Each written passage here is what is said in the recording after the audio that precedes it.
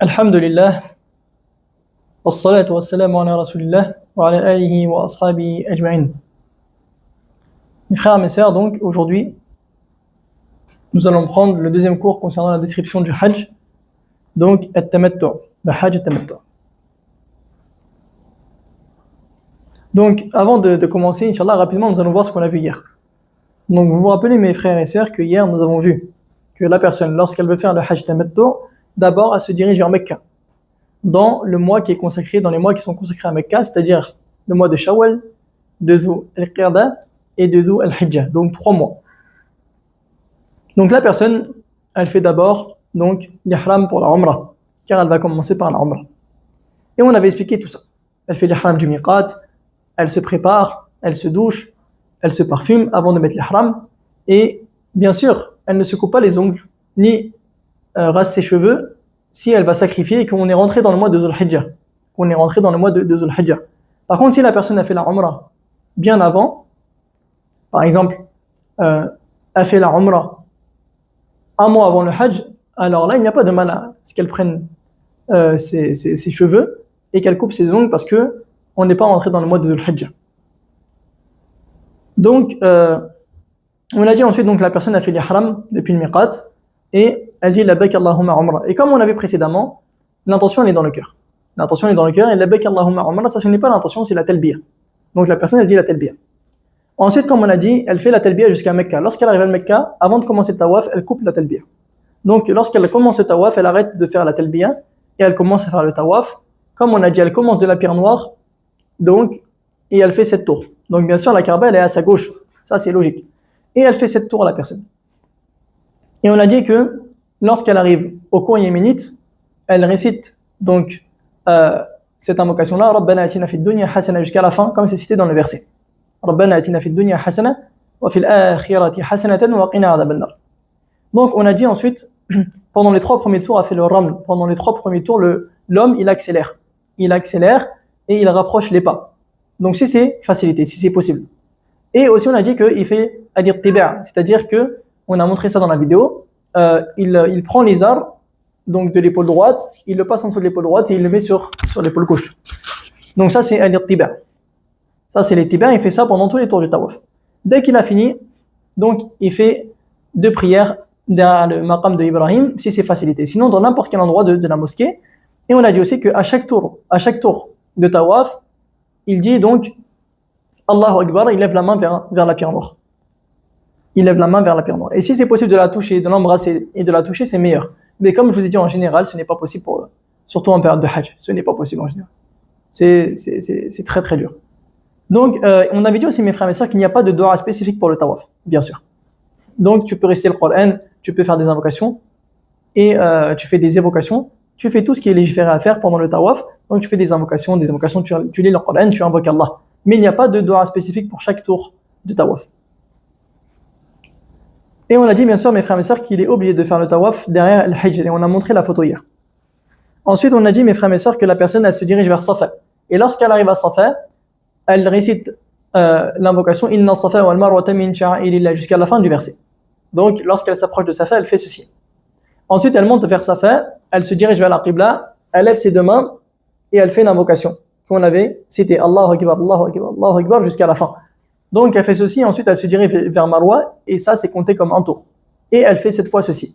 Lorsqu'elle arrive aux lumières vertes, l'homme il accélère jusqu'à la fin de la lumière verte. Ensuite il reprend la marche normale. Ça c'est pour les hommes et non les femmes. Et on a dit que si la personne est avec des personnes âgées ou autre que cela, alors elle ne court pas, elle reste avec eux. Si c'est une difficulté de les laisser seuls.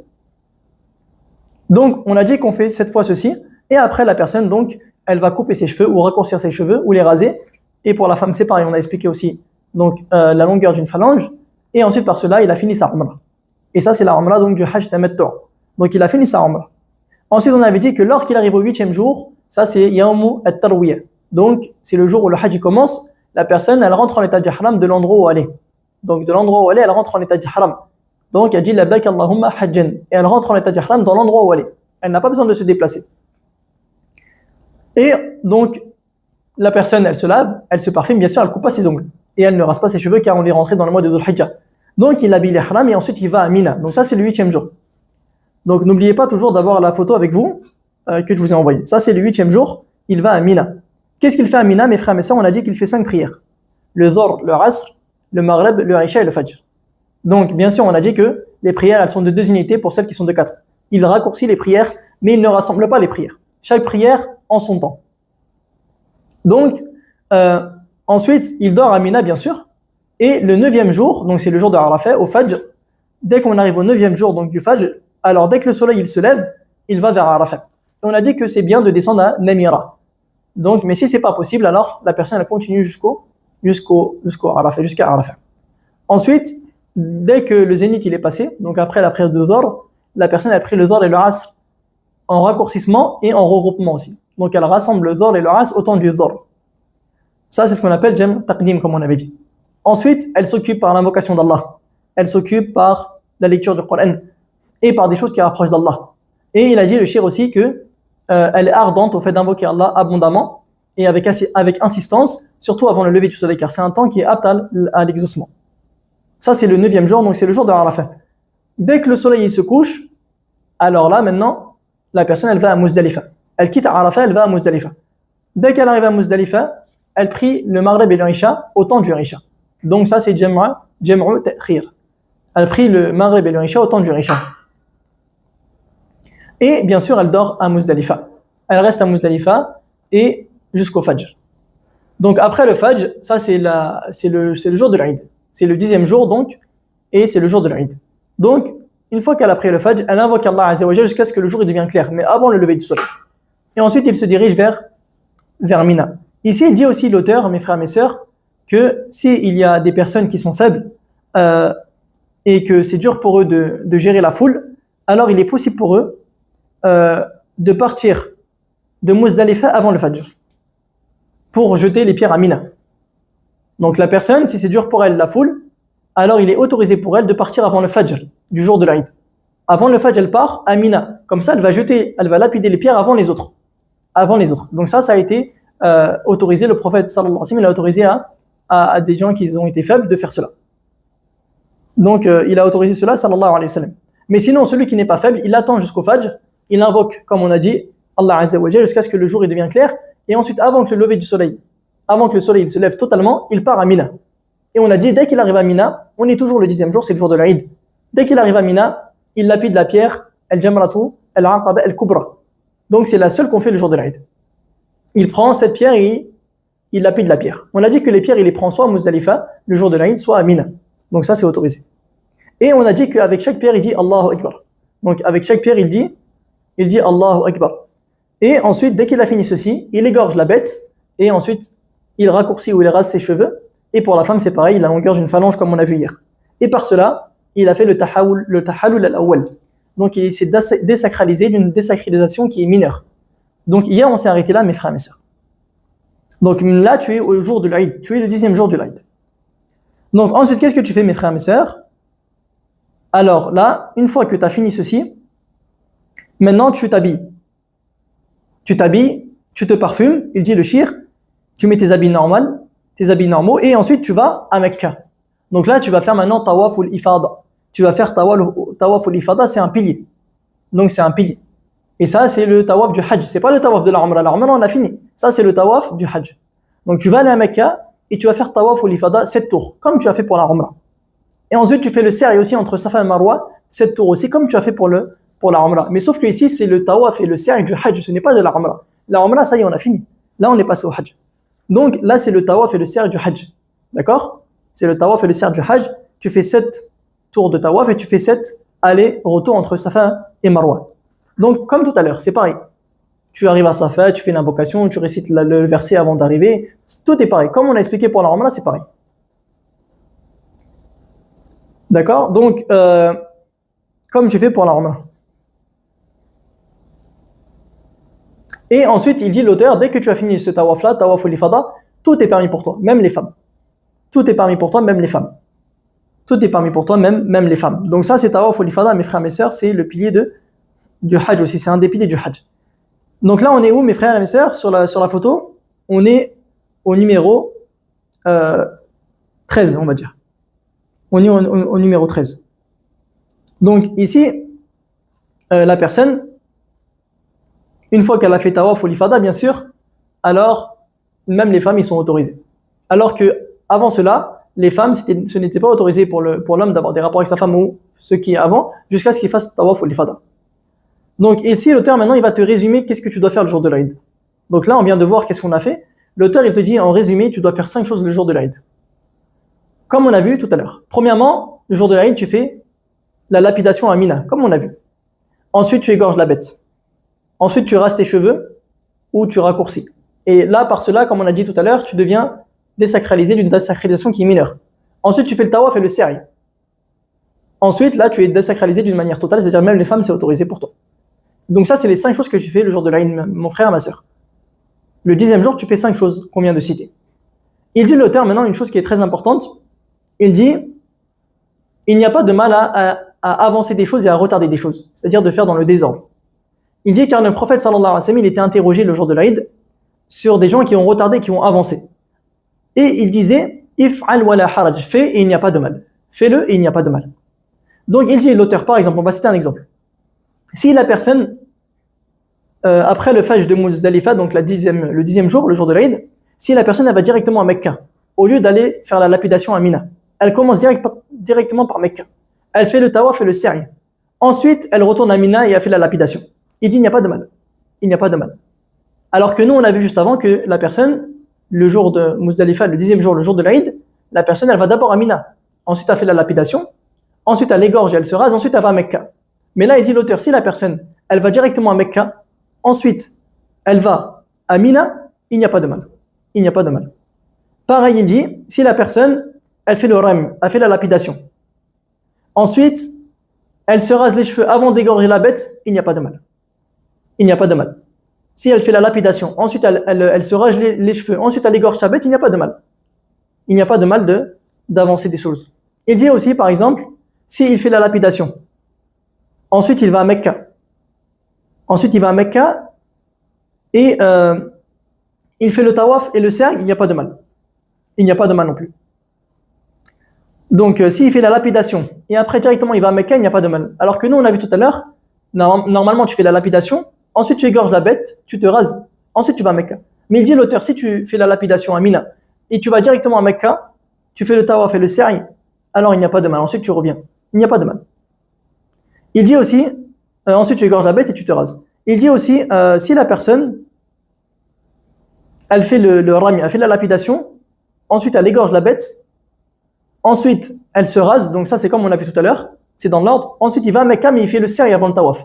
La personne elle commence par le sa'i avant le tawaf. Il dit il n'y a pas de mal.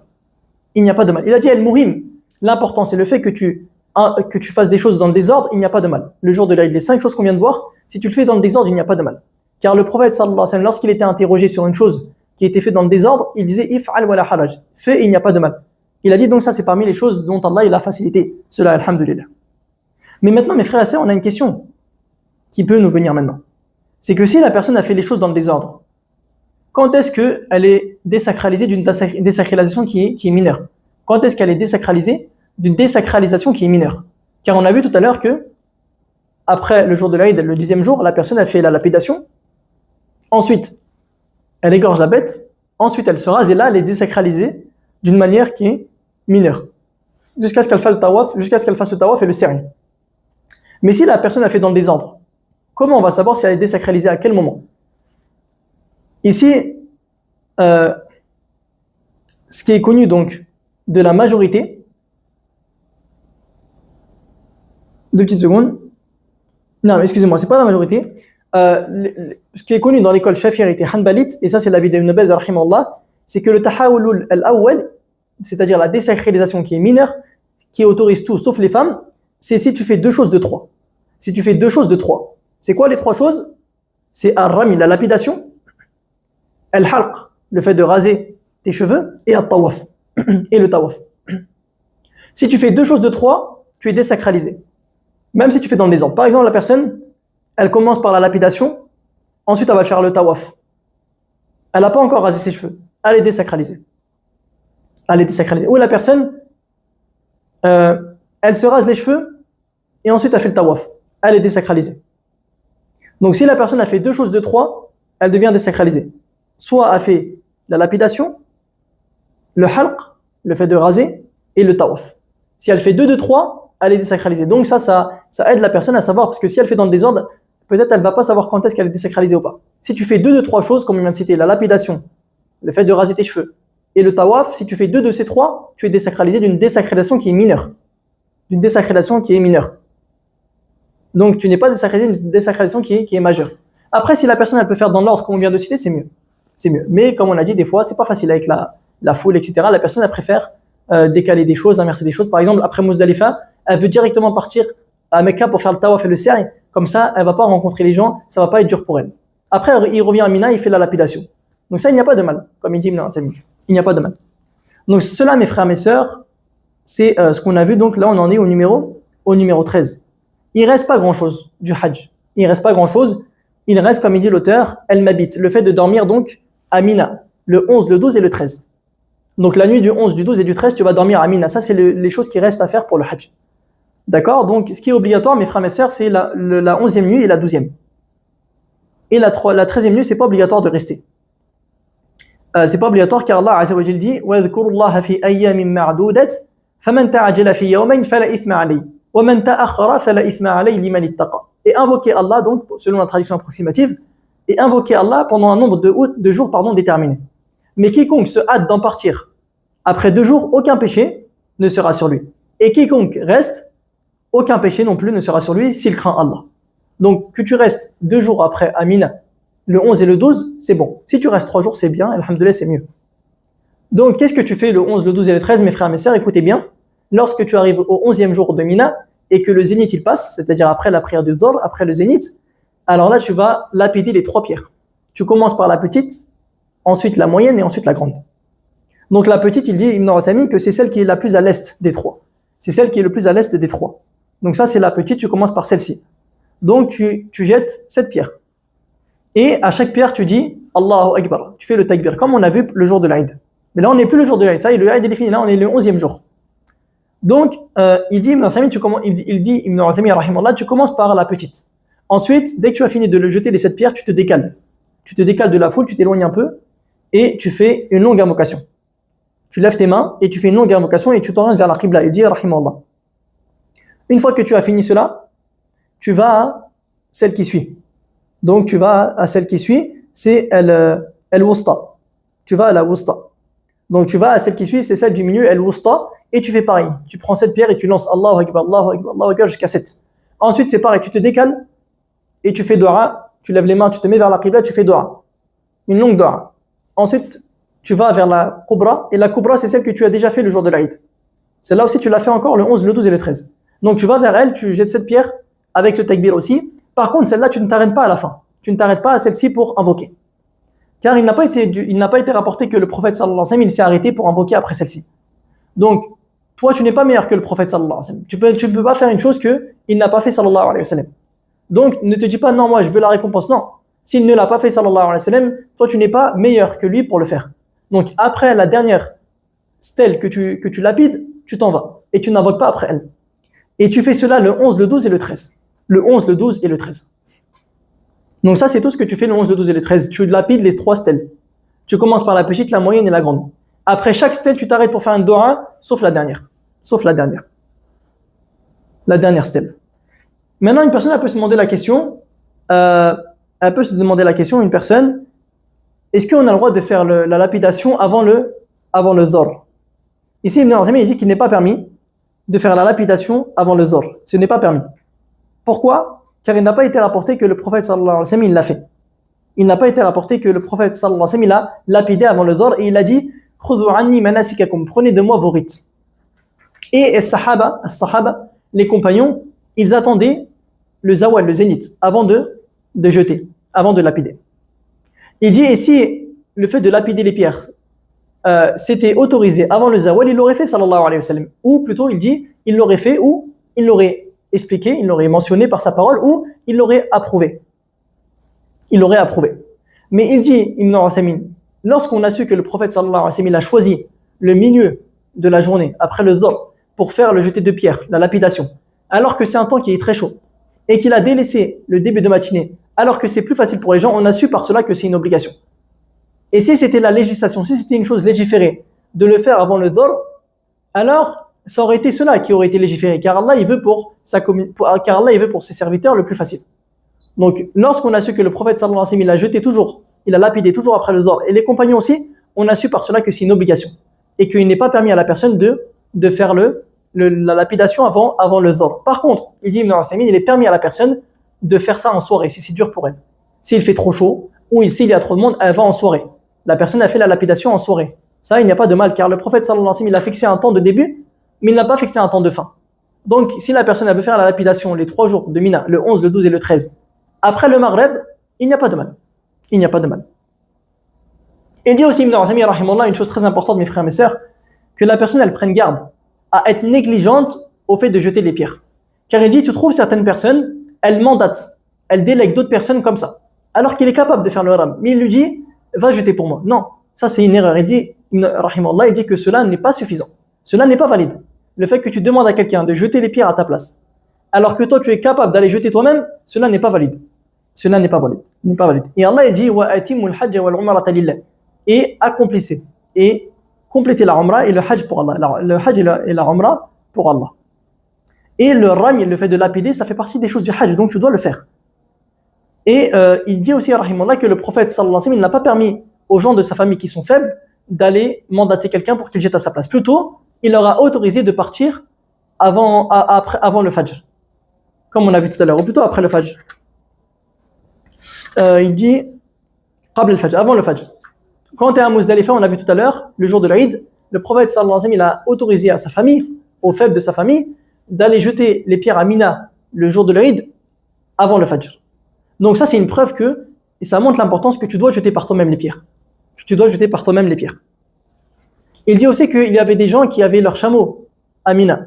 Et le prophète sallallahu alayhi wa sallam, malgré cela, il ne leur a pas dit d'aller jeter les pierres, de mandater quelqu'un pour jeter les pierres. Plutôt, il leur a permis de jeter un jour, de lapider un jour, et de ne pas lapider un jour, et ensuite de lapider le 13e jour. Donc, un jour d'écart. Donc, tout cela, mes frères et sœurs, nous montre l'importance que toi-même, tu lapides toi-même. Par contre, si une personne vraiment, elle est malade, ou une personne, elle est malade, ou la personne âgée, elle ne peut pas accéder au stèle. Il n'y a pas de mal dans ce cas-là, il dit, à mandater quelqu'un pour qu'il lapide à sa place. De même, la femme qui est enceinte et qui a peur pour elle ou pour son enfant, il n'y a pas de mal à ce qu'elle délègue quelqu'un afin qu'il lapide pour elle. Il dit, al-muhim, le plus important, c'est qu'on doit glorifier les rites d'Allah, Azza wa Jal, et qu'on ne doit pas prendre cela à la légère. Et ce qu'on peut le faire de nous-mêmes, on doit le faire. Car c'est une adoration. Et le prophète sallallahu alayhi wa sallam, il dit, إنما جعل الطواف بالبيت والصفا والمروة ورمي الجمار لإقامة ذكر الله. Il dit en effet le tawaf autour de la maison, le sa'i entre Safa et Marwa et le jet des pierres au jamarat, le jet des stèles, n'ont été institués que pour établir le rappel d'Allah, le rappel d'Allah. Donc toi tu dois le faire toi-même. Et par cela mes frères et mes sœurs, on a vu donc quasiment tous les rites du Hajj. Vous avez sur la photo donc au numéro 19, il nous reste une chose à faire, c'est tout. Il nous reste une chose à faire, c'est le tawaf d'adieu. C'est pour ça il dit que si la personne elle a fini tous ces rites-là, elle ne sort pas de Mecca pour aller vers son pays jusqu'à ce qu'elle fasse le tawaf d'adieu. Et ça c'est conformément au hadith de Ibn Abbas radiyallahu anhu, il dit que le prophète sallallahu alayhi wa sallam il a dit la yanfiranna ahadun hatta yakuna akhiru ahdihi bil bayt, que nul ne parte de la Mecque avant que son dernier acte ne soit un tour autour de la maison, c'est-à-dire le tawaf d'adieu. Car les gens ils partaient, ils s'éparpillaient, ils rentraient. Donc le prophète sallallahu alayhi wa sallam il leur a dit non, la dernière chose que tu dois faire c'est le tawaf d'adieu.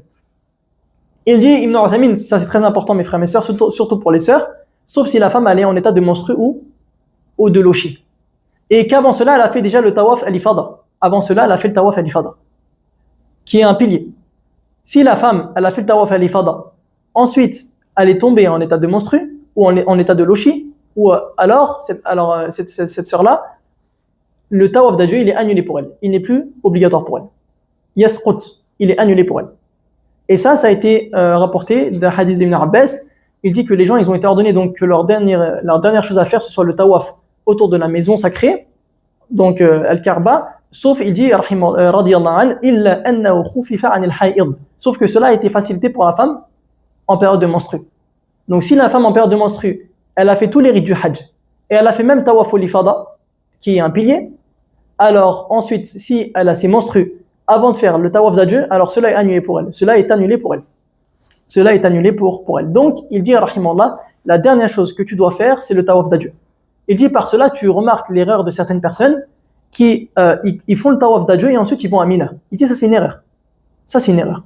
Ils font le Tawaf d'adieu, ils vont à Mina, ça c'est une erreur. Et ensuite ils voyagent de Mina, ça c'est une erreur. La dernière chose que tu dois faire, c'est le Tawaf d'adieu. Par cela, mes frères et mes sœurs, alhamdoulilah, nous avons pris donc la description du Hajj de manière résumée. Il y a des choses encore à apprendre, mais ça va venir tout ça, Inch'Allah, après. Par exemple, c'est quoi le jugement de mettre la condition au début? Tout cela, on va le voir, Inch'Allah, au fil du temps. Ça va venir. Même celui qui délaisse une obligation, celui qui délaisse un pilier, tout cela, Inch'Allah, ça va venir. Moi, j'encourage mes frères et mes sœurs qui nous écoutent donc en différé à rejoindre les cours en audio sur Telegram, Inch'Allah, car les cours en vidéo, je les mets juste donc pour la description du Hajj. Donc on s'arrête là. Wallahu a'lam. Wa sallallahu wa sallam ala nabiyyina Muhammad.